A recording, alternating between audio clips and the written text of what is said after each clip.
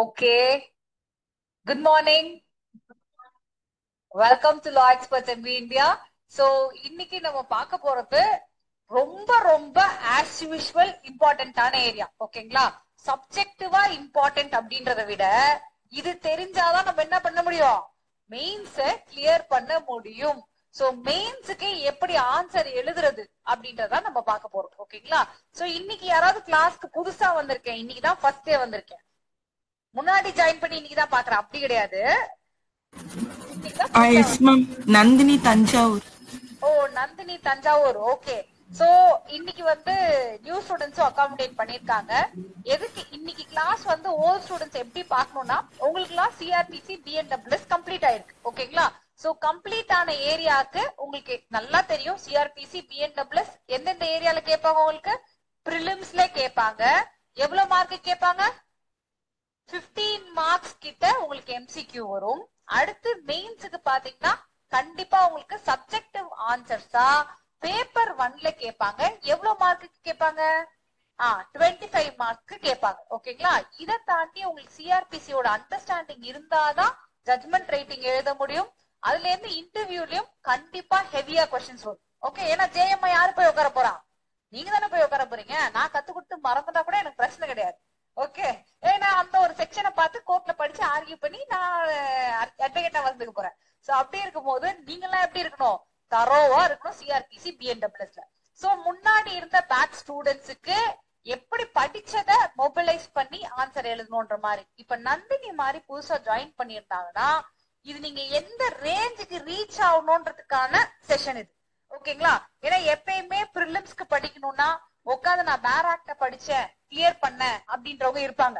ஆனா மெயின்ஸ்க்கு அப்படி கிடையாது. கிளாஸஸோட போக்கஸ் பிரிலிம்ஸ், மெயின்ஸ், இன்டர்வியூ எல்லாத்தையும் சேர்த்துதான் இருக்கும் உங்களுக்கு. சோ அப்படி இருக்கும் போது இந்த மாதிரி நம்ம மெயின்ஸ்ல எழுதுற அளவுக்கு படிக்கணும் அப்படின்ற ஸ்டார்டிங் கிளாஸாக நந்தினி கன்சிடர் பண்ணிக்கணும். நந்தினி மட்டும் இல்ல, யாரெல்லாம் புதுசா வந்திருக்காங்களோ அவங்க கன்சிடர் பண்ணிக்கோங்க. உங்களுக்கு கவலையே இல்ல. திருப்பி சிஆர்பிசி பிஎன்டபிள்யூஎஸ் எல்லா போர்ஷன்ஸும் உங்களுக்கு 2 தடவை வரும். So no need to worry at all. Okay Nandini, ஃபைனா? இன்னைக்கு கிளாஸ்ல நீங்க அண்டர்ஸ்டாண்டிங் மட்டும் பண்ணிக்கோங்க எப்படி இருக்க போகுதுன்னு ஒரு ஐடியா. ஓகே, நாளைக்கு வந்து உங்களுக்கு டோட்டலி ஃப்ரெஷ், எல்லாருக்குமே புதுசு. நம்ம வந்து பிளெயின் அண்ட் ரிட்டர்ன் ஸ்டேட்மெண்ட் எப்படி டிராஃப்ட் பண்றதுன்னு பார்க்க போறோம். ஏன்னா நான் சிபிசி எடுக்க போறேன் அடுத்து. அந்த சிபிசியை நம்ம படிக்கும் போது என்ன கண்ணோட்டத்துல படிக்கணும்னு உங்களுக்கு தெரியணும்ல. அதுக்கு வேண்டி நம்ம வந்து பிளெயின் அண்ட் ரிட்டர்ன் ஸ்டேட்மெண்ட் ஒரு தடவை நீங்க பாத்துட்டீங்கன்னா இது எல்லாத்தையும் நம்ம பண்றதுக்கு தான்ப்பா இப்படி சிபிசி வருது அப்படின்ற ஒரு ஐடியா உங்களுக்கு பேசிக் ஐடியா இருக்கும். அதுக்காக okay done. So tomorrow's class is very very important.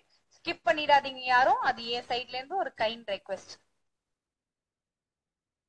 S, so இன்னைக்கு நம்ம 2023 பேப்பர் தான் சால்வ் பண்ண போறோம் நம்ம. ஏன்னா இதுதான் லேட்டஸ்டா வந்தது. கண்டிப்பா ப்ரீவியஸ் இயர் கொஸ்டின்ஸ் எல்லாத்தையுமே சால்வ் பண்ணணும். ஓகேங்களா? யாராவது அந்த நான் ஒரு டேப்லர் காலம் அமைச்சிருப்பேன்ல, ரிப்போர்ட் கார்டு, ப்ராக்ரஸ் கார்டு, அந்த குரூப்ல போடுங்களேன். அதை டவுன்லோட் பண்ணிட்டு என்னெல்லாம் பண்ணணும்ன்றதையும் லாஸ்டா நான் சொல்லிடுறேன். திருப்பி சொல்றேன். So you do it. Okay, so first எடுத்த உடனே வந்து என்ன கேட்டிருக்காங்க பாருங்க, படிங்க யாராவது ஒருத்தர்.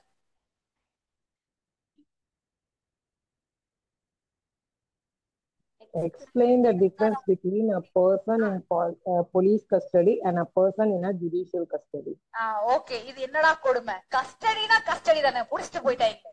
அது என்ன ஜுடிஷியல் கஸ்டடி, அது என்ன போலீஸ் கஸ்டடி அப்படின்றதா கொஸ்டின். ஓகேங்களா? யாராவது ஒருத்தர் ஆல்ரெடி பேட்ச்ல இருந்தவங்க இதுக்கு எப்படி ஆன்சர் எழுதலாம் இத பார்க்காம சொல்லுங்க. ஒரு ஐடியாக்கு என்ன நீங்க எழுதுவீங்க? டிஸ்கஷன் தானே நம்மள நல்லா எழுத வைக்கும். கரெக்டா? யாராவது ஒருத்தர் ட்ரை பண்ணுங்க.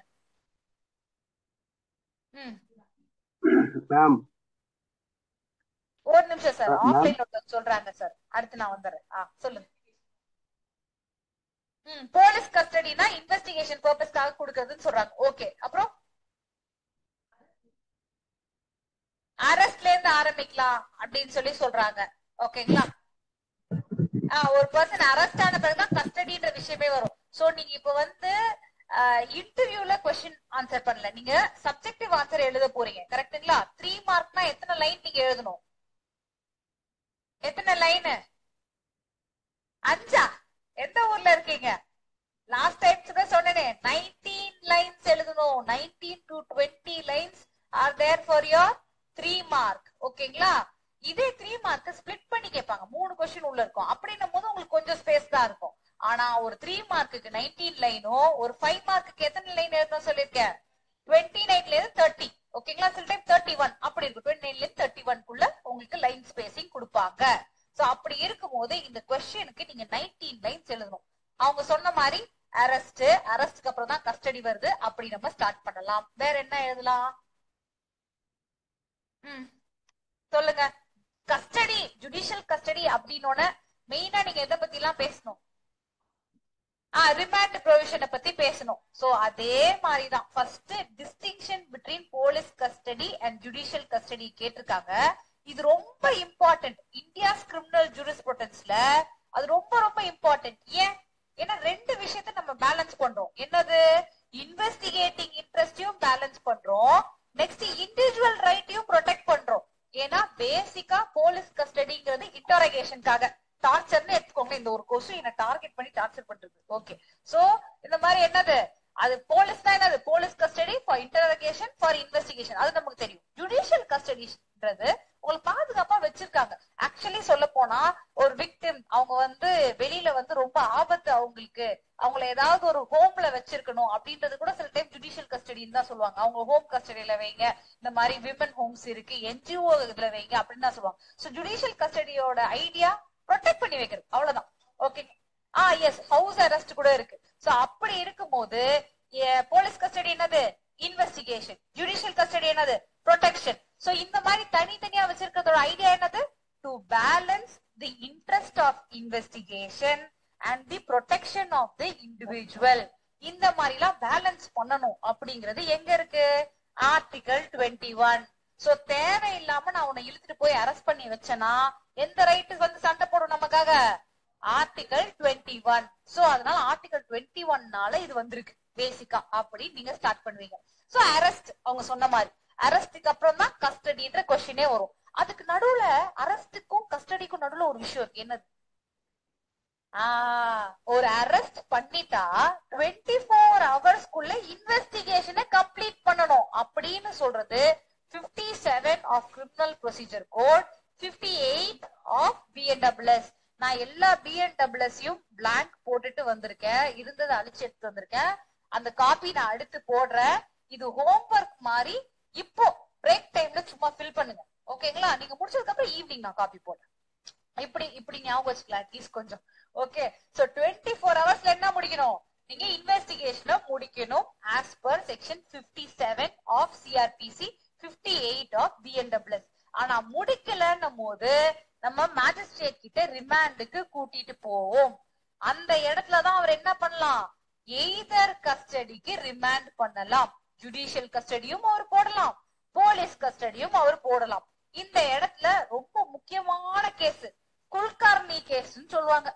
ஆர்கியூ பண்ணும்போது இந்த குல்கர்னி கேஸ், இந்த குல்கர்னி கேஸ்னு எனக்கு ரொம்ப நாளா இது என்ன குல்கர்னி கேஸ் அப்படின்னு தெரியாது. So Anupam versus Kulkarni 1992 case என்ன சொல்லுவாங்கன்னா, what is actually police custody? It is called as a physical custody of the accused. ஓகேங்களா? ஏன்னா அப்பதான் இன்வெஸ்டிகேஷன் பண்ண முடியும். தூக்கி அப்படியே லட்டு மாதிரி அக்யூஸ் தூக்கி என்ன வேணா பண்ணிக்கோப்பா, இவனை என்ன வேணாலும் பண்ணிட்டு எனக்கு உண்மையை குத்துரு அப்படின்னு சொல்லி கையில கொடுக்குறாங்க பாத்தீங்களா? அது ரியாலிட்டி. ஆனா என்ன புக் படி என்ன பண்ணக்கூடாது? அடிக்க கூடாது, த்ரெட்டன் பண்ணக்கூடாது, ஃபோர்ஸ் பண்ணக்கூடாது. ஆனா அதெல்லாம் நடக்கும். ஜஸ்ட் சொல்றேன். சோ போலீஸ் கஸ்டடி அப்படிங்கிறது physical custody of the accused by the investigating agency. எதுக்காக பண்ணுவாங்க? Purpose of interrogation, recovery of evidence and identification of co-accused. எவ்வளவு அழகா கிறிஸ்பா கொடுத்துருக்காங்க பாருங்க. சோ இங்க போலீஸ் கஸ்டடினா என்னன்றத ஒரு கேஸ் லாவோட சொல்லிடுறீங்க. இந்த குல்கர்னி கேஸ் ரொம்ப முக்கியம் கஸ்டடியில. ஓகேங்களா? சோ அதுக்கான சைட்டேஷனை கண்டிப்பா ஞாபகம் வச்சுக்கணும். சைட்டேஷனை பாருங்க, 1992 பேஜ் 3 SEC வால்யூம் 3 SEC 141. ஓகேங்களா? சோ என்னது? இப்பயே படிச்சிருவோம். மீட்டிங் போனா நம்ம படிக்க மாட்டோம். என்ன இயர்? 1992 volume 3 SEC 141. ஓகேங்களா? சோ இந்த மாதிரி ஒரு 2-3 கேஸ் படிச்சு சைட்டேஷனை கூட கரெக்டா எழுதுனீங்கன்னு வச்சுக்கோங்க. நீங்க தான் அந்த கரெக்ட் பண்ற ஜட்ஜ் எப்படி இருக்கும், ஐயோ இந்த பிள்ளை எப்படி படிச்சிருக்கு, எப்படியாவது இந்த ஜட்ஜாக்க தூக்கிட்டு வாங்கடா அந்த தங்கத்தை அப்படின்ற மாதிரி இருக்காது. So that's how you have to perform. எனக்கு மாறல, எனக்கு பேஜ் மாறல, எல்லாருக்கும் மாறி இருக்கா? இல்ல அதே பேஜ்ல தான். ஓகேங்களா, ஷேர் ஆயிட்டு இருக்கா? எஸ் மேம், ஷேர் ஆயிட்டு தான். ஓகே. சோ ஏபிபி ஸ்டூடண்ட்ஸ்க்கும் இதேதான் ஆல்மோஸ்ட். உங்களுக்கு என்ன நான் அதிகமா கேட்க போறாங்க பேஜ் நம்பர், அவ்வளவுதான். சோ அதனால நான் பெரிய ஆன்சராவே கொண்டு வந்திருக்கேன். ஏன்னா சில பேர் 100% படிச்சுட்டு 50% எழுதுவாங்க, அதனால நான் பெரிய ஆன்சராவே கொண்டு வந்திருக்கேன். ஓகே, சோ இத பத்தி பேசுவீங்க, போலீஸ் கஸ்டடியோட டெஃபினிஷன். ஓகேங்களா, இப்ப accuse is remanded to jail under the custody of magistrate and police வந்து ஆக்சஸ் பண்ண முடியாத அக்யூஸ்ட் ஃபார் இன்டரகேஷன் அப்படின்றது ரொம்ப ரொம்ப முக்கியம். சோ எடுத்த உடனே இப்ப ஜுடிஷியல் கஸ்டடி கொடுத்துட்டாங்கன்னா அந்த ஜுடிஷியல் கஸ்டடியில போலீஸ் போய் டைரக்டா அக்யூஸ்ட பார்த்து இன்வெஸ்டிகேஷன் பண்ண முடியுமா? பண்ண முடியாது. வந்து பெர்மிஷன் கேட்பாங்க ஜேஎம் கிட்ட, இந்த மாதிரி எனக்கு இன்டரகேஷனுக்கு ஜுடிஷியல் கஸ்டடியில இருந்து போலீஸ் கஸ்டடிக்கு அனுப்புங்க அப்படின்னு சொல்லி ரெக்வஸ்ட் பண்ணாதான் அனுப்ப முடியும் அப்படின்றது இதே கேஸ்ல கொடுத்திருப்பாங்க. அடுத்து பாத்தீங்கன்னா மேக்சிமம் எவ்வளவு நாள் கஸ்டடி கொடுக்க முடியும்? First remand as maximum 15 days கொடுக்க முடியும் அப்படின்றத அங்கேயே மென்ஷன் பண்ணிருப்பாங்க, அதை சொல்லிடுவீங்க. அதே மாதிரி மேல போலீஸ் கஸ்டடினா என்னன்னு சொல்லிட்டீங்க. அப்ப இப்ப என்ன சொல்லணும்? ஜுடிஷியல் கஸ்டடினா என்ன? அதுவுமே இந்த குல்கர்னிகா கேஸ் சொல்லும். இதுதான் லேண்ட்மார்க் கேஸ். இந்த கேஸ் இல்லைன்னா மார்க் கிடைக்காது. ரிமாண்ட் அப்படின்னா குல்கர்னி கேஸ் வந்துடணும் உள்ள. ஓகேங்களா, so purpose of police custody இன்வெஸ்டிகேஷனுக்கு ஜுடிஷியல் கஸ்டடி இருக்கும் போது நம்ம கூப்பிடலாம். அப்ப ஜுடிஷியல் கஸ்டடினா என்னது? It is a protective custody. எதுக்கு protection? preventing from tampering evidence. So the purpose of custody எதுக்கு? for investigation அப்படின்னும் போது அது போலீஸ் கஸ்டடி. ஜுடிஷியல் கஸ்டடி எதுக்கு? preventing tampering of evidences, safeguarding the witness and upholding public order. இதெல்லாம் safeguard பண்ணணும்ன்றதுக்காக கொடுக்கிறதுக்கு பேரு judicial custody. So இந்த விஷயத்துக்கு தான் ஜுடிஷியல் கஸ்டடி கொடுக்க முடியும்னு ஒரு முக்கியமான கேஸ்ல இருக்கு, ரிமாண்ட் பண்ண முடியும். டிகே பாசு கேஸ். ஓகேங்களா, சோ அதுல இருந்து வந்த கனெக்ஷன் தான் இது எல்லாமே. சோ அதையுமே லிங்க் பண்ணீங்கன்னா சூப்பர் தான். லாஸ்ட்ல நான் லிங்க் பண்ணிருப்பேன். ஓகே, சோ இதுல வந்து 15 டேஸ் இனிஷியலி தான் நீங்க வந்து போலீஸ் கஸ்டடி கொடுக்க முடியும், அதுக்கு மேல கொடுக்க முடியாது அப்படின்றத டிகே பாசு கேஸ்லயும் திருப்பி சொல்லிருப்பாங்க, குல்கர்னி கேஸ்லயும் சொல்லிருப்பாங்க. சோ இனிஷியலி எவ்வளவு நாளைக்கு கொடுக்கலாம்? 15 டேஸ் மட்டும் தான் போலீஸ் கஸ்டடி கொடுக்க முடியும், அதுக்கு மேல கொடுக்க முடியாது. அடுத்து பாத்தீங்கன்னா இது எந்த ஒரு செக்ஷன்ஸ்ல உங்களுக்கு ப்ரொடெக்ட் ஆயிருக்கு பாத்தீங்கன்னா 22 clause 1, 22 clause 2 ஆஃப் கான்ஸ்டிடியூஷன். கரெக்டா? உங்களுக்கு கஸ்டடி, ரிமாண்ட், அரெஸ்ட்னும் போது கண்டிப்பா 22 clause 1, 22 clause 2 நீங்க சொல்லிட்டு 24 hours மேல ரிலேட் பண்ணும் போது கூட நீங்க சேர்த்து ரிலேட் பண்ணிக்கலாம். இதுல இன்னும் ஒரு விஷயம் நான் மார்க் பண்ணிருந்தேன், ஒருவேளை அந்த இது இல்லையோ. எஸ், கஸ்டடி அப்படின்னு கீழே எழுதிருப்பேன்னு நினைக்கிறேன். இந்த இனிஷியல் 60 டேஸ் 40 டேஸ் கரெக்டுங்களா? சோ அத பத்தியுமே இங்க வேணும்னா நீங்க டிஸ்கஸ் பண்ணிடலாம். One second, I'm in class. Shall I call you later? Okay then. So first என்னது?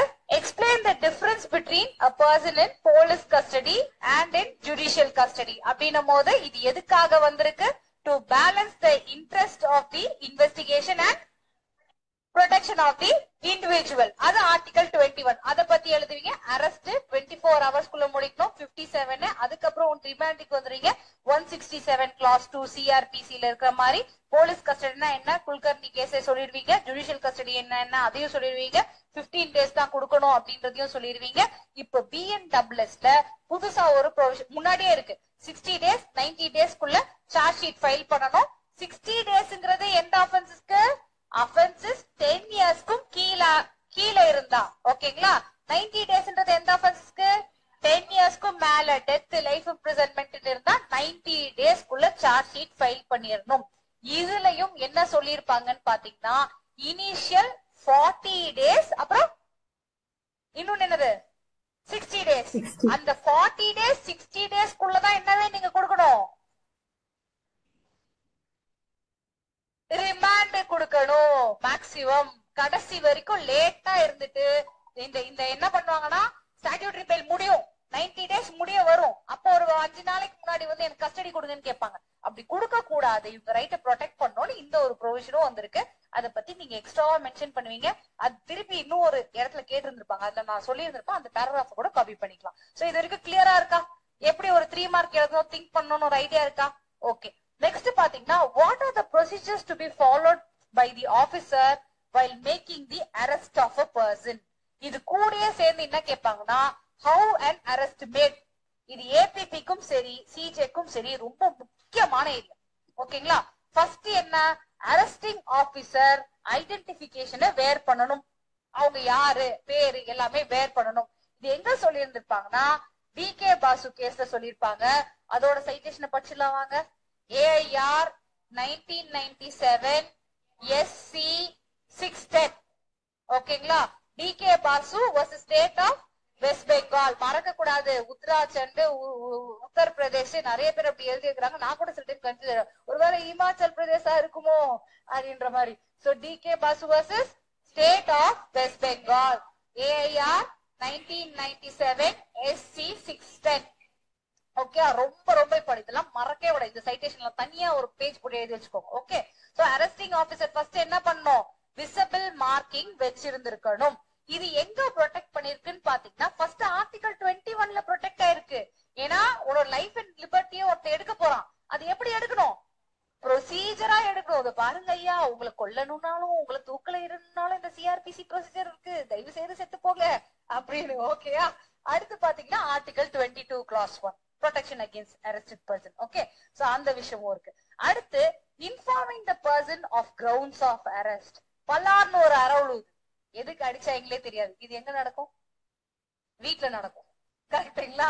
சோ அந்த மாதிரி போலீஸ் பண்ணக்கூடாது, லா படி பண்ணக்கூடாது. என்ன பண்ணணும், கிரவுண்ட்ஸ் ஆஃப் அரெஸ்ட், ஏன் அரெஸ்ட் பண்றாங்கன்றத சொல்லணும். அது 50 clause 1 சிஆர்பிசில இருக்கா பாருங்க. mandates that every police officer arresting personக்கு without warrant, ஏன்னா வாரண்டோட அரெஸ்ட் பண்ணாங்கன்னா எல்லா டீடைல்ஸும் அதுல இருக்கும். வேண்டாம். Okay. So communicate to him full particulars of the offense and எதுக்கு அவர் அரெஸ்டட பத்தி, அதர் கிரவுண்ட்ஸ் என்னென்ன கிரவுண்ட்ஸ் எல்லாத்தையுமே சொல்லணும். அது 22 clause 1லயும் இருக்கு. ஓகேங்களா? இதை தாண்டி clause 2 is very very very important. அதுல ரைட் டு பெயில இன்ஃபார்ம் பண்ணும். 50 இருக்குல்ல, clause 1 பார்த்துட்டோம். clause 2 படி arrested persons பெயிலபிள் அஃபென்ஸ் ஆக இருக்கும் போது, வித்தவுட் வாரண்ட் நம்ம பண்ணிருக்கோம், பெயிலபிள் அஃபென்ஸ் அப்படின்னும் போது உங்களுக்கு பெயில் வாங்குறதுக்கு ஒரு ரைட் இருக்கு. ஏன்னா எத்தனை பேருக்கு பெயில் வாங்க முடியும்னு தெரியும். மேக்சிமம் இப்ப லாயர்ஸ் விட காமன் பீப்புளுக்கு நிறையவே தெரியுது, இருந்தாலும் தெரியாதவங்க இருப்பாங்க. சோ என்ன பண்ணணும், பெயில் வாங்குறதுக்கு உங்களுக்கு ரைட் இருக்கு அப்படின்றத இன்ஃபார்ம் பண்ணணும். ஓகேங்களா? அதே மாதிரி ஒரு நியர் ரிலேட்டிவ் அண்ட் ஃப்ரெண்ட் கிட்ட நாமினேட்டட் பர்சன் சொல்லுவாங்க. நீங்க சார்ஜ் ஷீட்ல பாத்தீங்கன்னா கூட அந்த நாமினேட்டட் பர்சன் அப்படின்ற ஒரு விஷயம் இருக்கும். ஓகேங்களா? அதுல யார்கிட்ட சொன்னேன்னு மென்ஷன் பண்ணிருப்பாங்க. சோ அந்த மாதிரி தெரிஞ்ச ஃப்ரெண்டு யார்கிட்டயாவது சொல்லணும்னு டிகே பாசுலயும் இருக்கு. ஜோஹிந்தர் குமார் வர்சஸ் ஸ்டேட் ஆஃப் யூபின்றது அடுத்த இம்பார்ட்டன்ட் கேஸ். இது முடிஞ்சா ஞாபகம் தான் எழுதுங்க, ஆனா நல்ல கேஸ். ஓகேங்களா? சோ இந்த கேஸ்லயும் அதை சொல்லி இருந்திருப்பாங்க. 50 சிஆர்பிசி படி இந்த மாதிரி ஒரு நியர் ஃப்ரெண்டு கிட்ட சொல்லி இருக்கணும் அப்படின்றதும் இருக்கும். ஓகேங்களா? நெக்ஸ்ட் அதே 50ல பாருங்க, லாஸ்ட் கிளாஸ் பாருங்க, சிஆர்பிசி 50 சிஆர்பிசி லாஸ்ட் கிளாஸ்ல இந்த மாதிரி எல்லாம் பண்ணோன்னு, இந்த மாதிரி அவங்க பண்ணலன்னு வச்சுக்கோங்க, யார் குடுமையை பிடிச்சி ஆட்டுவாங்க, சூரட்டி குடுமையா, ஜட்ஜு குடுமி போயிடும். ஓகேங்களா? So it is the duty of the magistrate to check the above provisions are complied with. நீங்க கேட்கணும், செக்ஷன் 50, 51 provisions கம்ப்ளை ஆயிடுச்சான்னு கேட்கணும். இல்லனா என்ன பண்ணுவாங்க, பெட்டிஷன் போட்டு மேஜிஸ்ட்ரேட்டா இருக்க லாய்க்கு இல்லன்னு சொல்லி ட்ரைனிங் காமிச்சிருவாங்க. நிஜமாவே அனுப்புறாங்க. ஓகே. சோ படிச்சுட்டு போய் தில்லா உட்காந்துக்கலாம். டன். ஓகே. சோ இது கம்ப்ளை பண்ணிச்சான்னு பாக்கணும். அடுத்து பிரிப்பரேஷன் ஆஃப் அரெஸ்ட் மெமோ. இந்த அரெஸ்ட் மெமோ ப்ரிப்பேர் பண்ணணும்னு டிகே பாசோலியும் சொல்லியிருக்கான். எப்படின்னா அட்லீஸ்ட் உங்களுக்கு ஒரு விட்னஸ் ஆவது இருக்கணும், ஃபேமிலி மெம்பர், ஒரு ரெஸ்பெக்டபிள் மெம்பர் இருக்கணும். ஆக்சுவலி 2 பேர் இருப்பாங்க மேக்சிமம், ஆனா அட்லீஸ்ட் 1 இருக்கணும். ஓகேங்களா? அதுல யார அரெஸ்ட் பண்றோமோ அவரும் சைன் பண்ணணும். And date and time of arrest, இன்னும் பாத்தீங்கன்னா பிளேஸ் ஆஃப் அரெஸ்ட், அவரோட பிசிக்கல் கண்டிஷன், அதெல்லாம் கூட சில இதுல மென்ஷன் பண்ணி இருந்திருப்பாங்க. சோ அதெல்லாமே இருக்கும். அடுத்து அரெஸ்டட் பர்சன் பிடிச்சா சும்மா விடுவோமா? அவங்க கிட்ட இருக்க ப்ராப்பர்ட்டி எல்லாம் சீஸ் பண்ணி வைப்பாங்க. கரெக்டுங்களா? ஏன்னா போலீஸ் ஸ்டேஷன்ல வெளில வரும்போது திருப்பி அதை எழுதி கொடுத்து அந்த ப்ராப்பர்ட்டி எடுத்துட்டு வருவாங்க. நான் அந்த ஜெயில இருக்கும்போது ரஜினி படத்துல பார்த்தேன். ஒரு படத்துல வெளியே அனுப்பும் போது ரஜினிக்கு எல்லாம் கொடுத்து அனுப்புவாங்க. சோ அது அது just to remember. Okay, so arrest பண்ண உடனே ப்ராப்பர்ட்டி கான்ஃபிஸ்கேட் பண்ணுவாங்க. அந்த மாதிரி ப்ராப்பர்ட்டி கான்ஃபிஸ்கேட் பண்ணாங்கன்னா என்னெல்லாம் பண்ணிருக்காங்கன்னு ஒரு லிஸ்ட் போடணும்ல. லிஸ்ட் போட்டு they have to get countersign. இதுவுமே ரைட் ஆஃப் த அக்யூஸ் தானே. உங்ககிட்ட ஒரு 2 மோதிரம் இருக்கும், நீ பெரிய ஆளுன்னு வச்சுக்கோ, 4 செயின் போட்டிருப்ப, அதெல்லாம் அவங்க எடுத்துக்கிட்டாங்கன்னா அதுக்கு ஒரு லிஸ்ட் போட்டு உங்ககிட்ட சைன் வாங்கணும்ல. சோ அந்த மாதிரி ஒரு விஷயம். நெக்ஸ்ட் பாத்தீங்கன்னா right to be examine by medical practitioner. Actually ஒரு அக்யூஸ்ட பிரிசனுக்கு ஷிஃப்ட் பண்றதுக்கு முன்னாடி என்ன பண்ணுவாங்க? மெடிக்கல் எக்ஸாமினேஷன் பண்ணுவாங்க.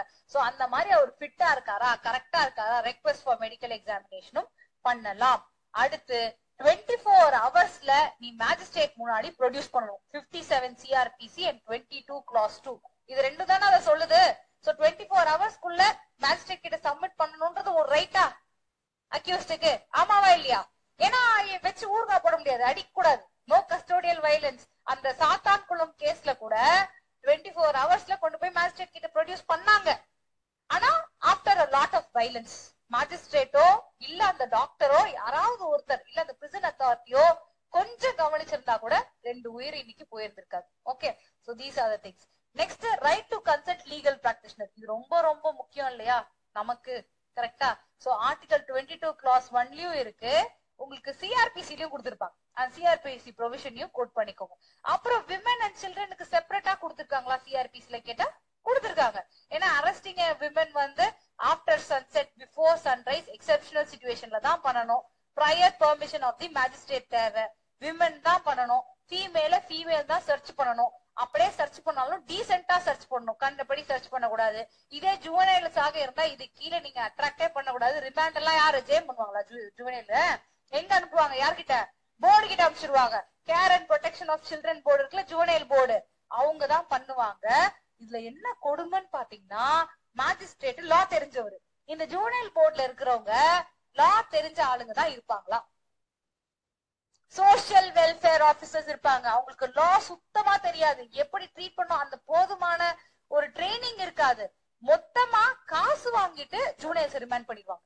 நல்லா படிச்ச பையன், நல்ல குடும்பத்துல இருந்து வந்த பையன்னு தெரியும், எந்த ஒரு தப்பும் செய்யல, சும்மா பொய் கேஸ் போட்டிருக்காங்க. ஆனா இவ்வளவு அமௌண்ட் கொடுத்தா அவங்களை ரிலீஸ் பண்ணுவாங்கன்ற ஒரு கேஸ் வந்துச்சு. அந்த பிள்ளைய 1 வாரம் உள்ள வச்சிருந்தாங்க. உள்ள வச்சிருந்து டார்ச்சர் பண்ணிருக்காங்க காசுக்காக. அந்த பையன் வெளியே வரும்போது அத்தனை சூடு அவன் கையில. இதுக்கு against we went to high court. அப்புறம் இமீடியட் ரிலீஸ் வாங்கி அதுக்கப்புறமா காம்பன்சேஷன் எல்லாம் வாங்கி என்ன ப்ரோஜனம்? அந்த பிள்ளை உள்ள கஷ்டப்பட்டது கடைசி வரைக்கும் டிராமா தானே. கரெக்டா? சோ இது ஒரு area where they have to be very careful. Juvenile justice போர்ட்ல வெல்ஃபேர் ஆபீசர்ஸ் இருப்பாங்க. ஓகே, அந்த சைட் டீல் பண்ணும், அவ்வளவுதான். ஓகேங்களா? நெக்ஸ்ட் அரெஸ்டுக்கு ஒரு ரெஜிஸ்ட்ரி வச்சிருப்பாங்க. அதுல எல்லாத்தையுமே என்டரும் பண்ணணும். ஓகேங்களா? பிஎஸ்ஓ வேணா நீங்க லிங்க் பண்ணிக்கலாம் அரெஸ்ட் ரெஜிஸ்ட்ரிக்கு. சோ என்னென்ன இருக்கு? எவ்வளவு பெரிய ஆன்சர் பாருங்க. இதே 3 மார்க்கா கேட்டா 1 லைனா எழுதுவீங்க. இதே 5 மார்க்கா கேட்டா எக்ஸ்பிளைன் பண்ணி எழுதுவீங்க. இதே ஏபிபியா இருந்தா ரொம்ப எக்ஸ்பிளைன் பண்ணி கேஸ்ல ஓட எழுதுவீங்க. இதுதான் வித்தியாசம். இந்த கண்டென்ட்டை எப்படி சுருக்கி எழுதுறது, பெருசா எழுதுறது உங்களுக்கு தெரியணும். Okay, first arresting officer identification இருக்கணும், கிரவுண்ட்ஸ் ஆஃப் அரெஸ்ட் சொல்லணும், அதுக்கப்புறம் ரைட் டு பெயிலுங்கிறத சொல்லணும், ரிலேட்டிவ் கிட்ட இன்ஃபார்ம் பண்ணணும், மெமோ ஆஃப் அரெஸ்ட் ரெடி பண்ணணும், ப்ராப்பர்ட்டி சீஸ் பண்ணா அதையுமே ப்ராப்பரா ரிட்டர்ன் பண்ணணும், மெடிக்கல் எக்ஸாமினேஷன் பண்ணணும், 24 ஹவர்ஸ்ல மேஜிஸ்ட்ரேட் கிட்ட கொண்டு போகணும், விமன் சில்ட்ரனை எப்படி ஹேண்டில் பண்ணணும்னு தனியா, லாஸ்டா ரெஜிஸ்ட்ரி ஃபார் அரெஸ்ட மெயின்டைன் பண்ணணும். ஓகேயா? சோ இது வீட்டுக்கு போயிட்டு ஒரு தடவை ரிவைஸ் பண்ணீங்கன்னா சூப்பரா எழுதிட மாட்டீங்க, தெரிஞ்ச விஷயம் தானே. ஓகே, அடுத்து பாத்தீங்கன்னா when court can order further investigation. practical class students, further investigation நம்ம பார்த்தோமா? இம்பார்ட்டன்ட் நான் சொன்னேன்னா பாருங்க 2023ல கேட்டுறாங்க. இது ரிப்பீட்டடா கேக்குற ஒரு क्वेश्चन. வித்தியாசமா கேட்பாங்க. ஏபிபிக்கு எப்படி கேட்பாங்கன்னா what is the right of the accused in further investigation அப்படின்னு கேட்பாங்க. கொஞ்ச நாள் ஏபிபி கேட்டதை நம்ம சிஜேல இருந்து என்ன பண்ணுவோம், அப்படியே எட்டி பார்த்து காப்பி அடிச்சு சிஜேல கேட்டுருவோம், அவ்வளவுதான். ஓகே, சோ அப்படின்னும் போது அட் வாட் ஸ்டேஜ், எந்த ஸ்டேஜ்ல கோர்ட் ஃபர்தர் இன்வெஸ்டிகேஷன் ஆர்டர் பண்ணலாம்? ஃபர்தர் இன்வெஸ்டிகேஷன் என்னது? ஒரு இன்வெஸ்டிகேஷன் நடந்துச்சு, இன்னும் கொஞ்சம் இன்வெஸ்டிகேஷன் வேணும் அப்படின்றதுதான் என்னது ஃபர்தர் இன்வெஸ்டிகேஷன். இந்த ஃபர்தர் இன்வெஸ்டிகேஷன் 2 ஸ்டேஜ்ல நடக்கும். ஒன்னு என்னன்னா ப்ரீ காக்னிசன்ஸ் ஸ்டேஜ்னு சொல்லுவாங்க, பிஃபோர் டேக்கிங் காக்னிசன்ஸ். காக்னிசன்ஸ்ன்றது ஜட்ஜ் அவர் ஜுடிஷியல் மைண்ட அப்ளை பண்றதுக்கு பேர் தான் காக்னிசன்ஸ். ஓகேங்களா? சோ காக்னிசன்ஸ் எடுக்கிறதுக்கு முன்னாடி ஒரு ஃபர்தர் இன்வெஸ்டிகேஷன் அனுப்பலாம். அது எதுக்கு அனுப்புவாங்கன்னா செக்ஷன் 202 வா வா வா வா வா. ஐயோ அந்த வடிவேல் மாதிரி ஆயிடுச்சு. ஓகேங்களா? என்ன பிராக்டிகல் கிளாஸ் ஸ்டூடெண்ட்ஸ் என்ன என்ன என்ன பாத்தீங்க? டிராஃப்டிங்